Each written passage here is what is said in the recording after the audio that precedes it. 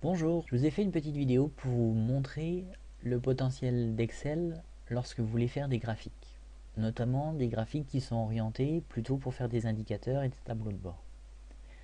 Donc, durant ce mois, j'ai travaillé sur l'élaboration d'un fichier qui va vous permettre d'appréhender un certain nombre de notions.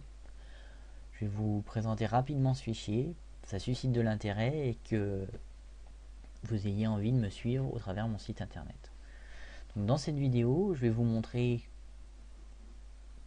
par exemple comment faire une pyramide des âges.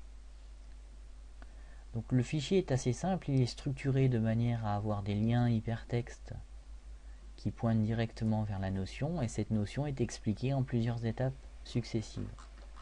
Ici vous avez la première étape, la deuxième et enfin la dernière qui va vous permettre d'arriver à ce résultat. En plus de cette explication par étape, vous avez aussi un tutoriel. Je vous ai fait un tutoriel qui va vous permettre d'appréhender et d'apprendre cette notion en plus ou moins de temps, avec un temps minimum de 3 minutes. Ce qui permet d'apprendre toutes ces notions en quelques jours, à votre rythme, où vous soyez, à partir du moment où vous avez ce fichier.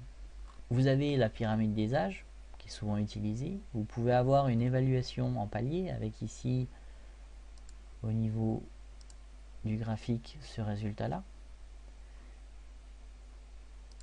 Vous avez des décompositions unitaires qui vous permettent d'avoir des graphiques qu'on voit de temps en temps, comme ceci.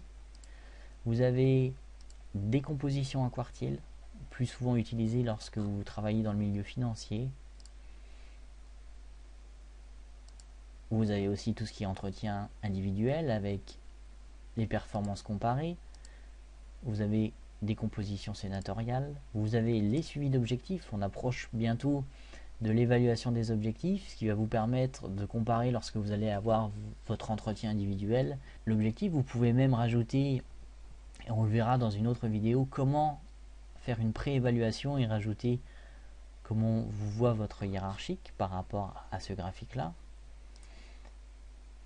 Vous avez des performances comparées de manière horizontale, mais également verticale, comme ceci.